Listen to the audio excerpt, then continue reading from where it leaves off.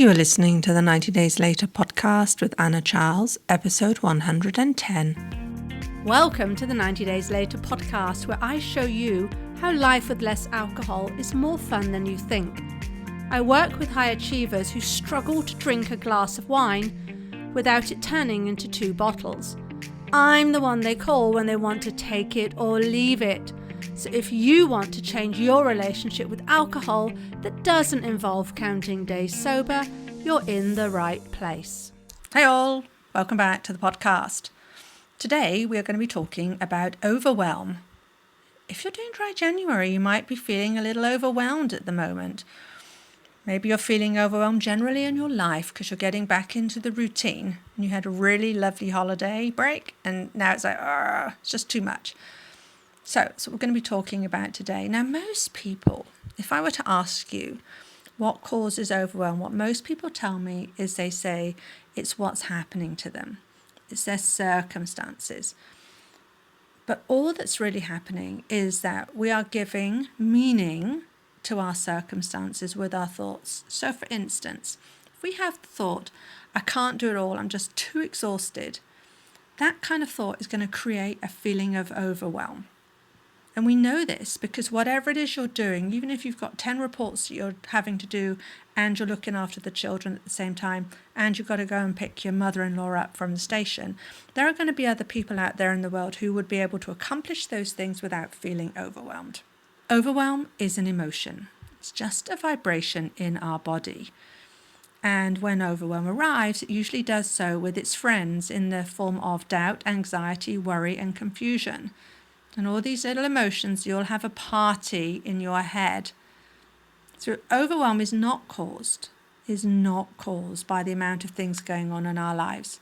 It's always caused by our thinking. But the thing about overwhelm, the kind of sneaky thing, is that it is indulgent. It creates problems that aren't even there. Because here's what we do. When we say things like, it's going to take a month to do this. I was just working on this the other day. I've got a project I'm working on, a new very exciting project for my business. And I was looking at it thinking, oh my gosh, this is going to take me all month. But I'm on to myself, right? I know it's just because I'm thinking it's a lot. How am I going to manage it? I've got all these questions. And then what happens is we have that feeling of overwhelm and we say it's too much. And then we don't start because we say it's too much, I'm just never going to get it all done. And then we say we have anxiety, right? And we say with things like this, it's really scary. The thought of doing this project is really scary. And then by doing all this, having these feelings, and by using these words, saying things like it's too much, we create a reason to not get started. And when we create a reason to not get started, that's when we really go full bore into overwhelm.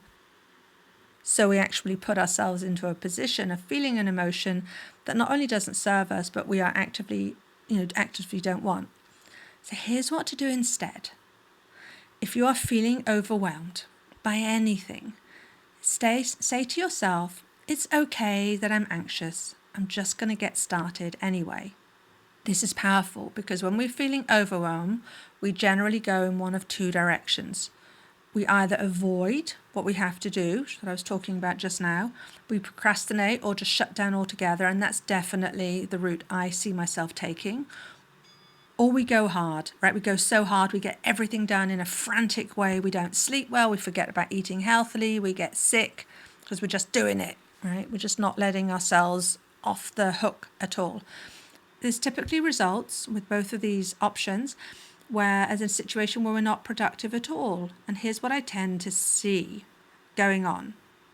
Now, whether we are in avoidance mode or we're going at things really frantically, here are some of the characteristics that I see happening, some of the way we approach this. And as I speak about this, I want you to listen and see which of these most resonates with you for how you turn up and show up in the world. The first result of these 2 ways of thinking is that we get into black and white thinking, where we're thinking in extremes. But we live in a world of shades of grey. We should think about the thought, I'll never get it all done. The way our brain interprets that is if we can't handle all of it, we can't handle any of it. But that is simply not true. Maybe we can handle 50 or 75% of it, or maybe even only 25% of it. The truth is we can handle some of it. So we can get started, start taking action. Taking action is preferable to staying stuck in this black and white thinking that causes stress and overwhelm. The second way overwhelm can show up is with should thinking, one of my favorites. This is our brain's way of setting expectations for ourselves. But we aren't taking into consideration all of the circumstances. So, for instance, on a normal day, a should statement can motivate us. Like, I should fill up a car of petrol so I don't run out on the way home from work. But on an overwhelmed day, the word should becomes paralyzing. It can be, for instance, I should be able to balance everything on my schedule right now. That is shoulding yourself, judging yourself on a false statement, on thinking everyone else can do it better or faster than us, or that there's a certain way we have to do it in order to get it 100% right. A should statement stops being helpful when it stops creating motivation and stops us creating. Another way that overwhelm is showing up is through perfectionist thinking. I talk about perfectionist thinking a lot. It's totally debilitating. It perpetuates the cycle of feeling overwhelmed. It's paralyzing and stops you achieving what you want. And my friend, it's exhausting. Perfectionist thinking thoughts make you focus on every little detail and then you lose sight of the end goal. You maybe set a really high, impossible, rigid standard that you need to reach. And that feels so stressful that you're unable even to start a task. People who think in these terms are fearing failure. I mean, that's really what's going on. So they never follow through on what they want to achieve because they're so scared of failing. Here are some examples of how this shows up in the words you use. I don't know how to do it. I might mess it up as I won't get it right. Or another example, so-and-so is doing all this perfectly. Why can't I? The brain is then going to look for evidence why you're struggling, and then you're going to feel even more overwhelmed. Perhaps you're thinking, this email I'm writing, it needs to be perfect. So you spend an hour on it when you could have taken 15 minutes. But the real reason why perfectionist thinking is something to nip in the bud is that you put so much pressure on yourself, you don't even get started. Or you spend so much time on an easy task that your time frame to get other things done gets shortened, and then your list gets longer and you feel panicked, and that in itself perpetuates these feelings of overwhelm. And finally, the other way that overwhelm shows up is with people-pleasing thoughts. Instead of thinking in terms of what you want to do, you can end up with a long list of doing everyone else's priorities. Then you end up not doing your things that you want to do, right? For instance, and we do this when we think of children, we want to do what's right for our children, we want to be a good mum. But then we end up with other people's lists as you want to please them. We say things like, I can't say no to that colleague or my boss, as they'll get cross or they'll think I'm less than. But when you take on other people's tasks, you're taking on more work. You don't get your own work done. You're not looking after yourself. This also can show up in a way of, I don't want to go to the party. Really, I really don't. But I'm afraid they'll be upset. My friends will be upset if I don't go. So we're going in with these feelings of we're not entirely sure it's what we want. We're not putting ourselves first. And that can feel very stressful, threatening, and overwhelmed. And why does this matter? Why have I had a whole episode on overwhelm and how it shows up? Well, it's because we don't like how it feels. And when we don't like how an emotion feels, what do? We do something to push it away. We drink, right? Don't like, I feel so stressed and overwhelmed, just going to have a drink. It's going to take the edge off. Just in the same way that other people might overeat, doom scroll, or maybe shop too much, right? We do this to push the feelings away. So I want you to see which of these categories I've spoken about you fall into. See how it's not serving you. And then determine how to move forward. And here's what I'll say about that, about the importance of doing this. Overwhelm actually becomes an activity, right? It's an indulgent emotion, as I said at the beginning, that pretends to be important when we think about all the different options we've got. And by indulging in the emotion, we're choosing to hide away rather than to avoid taking action. So we spend more time and energy in overwhelm itself, right? We convince ourselves, we tell ourselves that's how we're feeling.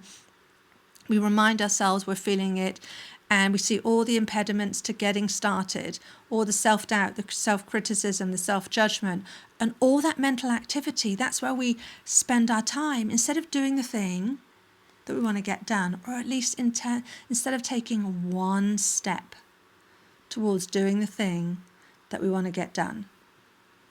So in order to get out of overwhelm, I want you to simply ask yourself, what could I do differently in this moment? Make it tiny. Make it so doable. Decide and then do it. And then repeat. And the more you do this, when you're in overwhelm, you are going to continue to start taking actions despite the overwhelm. You won't indulge in it, and you will stop making it an activity in and of itself. And I will leave you with a final thought that also might help you if you wake up and you are feeling a bit overwhelmed. I'm feeling a bit overwhelmed or stressed today, so I'm just going to keep things very simple and very restful. That's it for this week. And if you are ready to get started on this, you are sick and tired of feeling sick and tired about your drinking, I can help. This is what I do every day of my life. I will help you to achieve that freedom around alcohol, to get the relationship that you want with it. To do that, go to 90dayslater.co, book a call button, and we will set up some time to talk. We'll talk about where you are now, where you want to be, and I will build the plan to get you there. All right, that's it for this week, and I'll see you next time. If you like what you're learning in the podcast and you want to take the work further and achieve total freedom around alcohol, let's talk. I help my clients stop reaching for that first glass of wine the moment 6 p.m. rolls around and they don't miss out on life. Email me for more information on anna@90dayslater.co. And if you did enjoy the show, I'd really appreciate if you'd leave a rating and review to help others find the 90 Days Later podcast.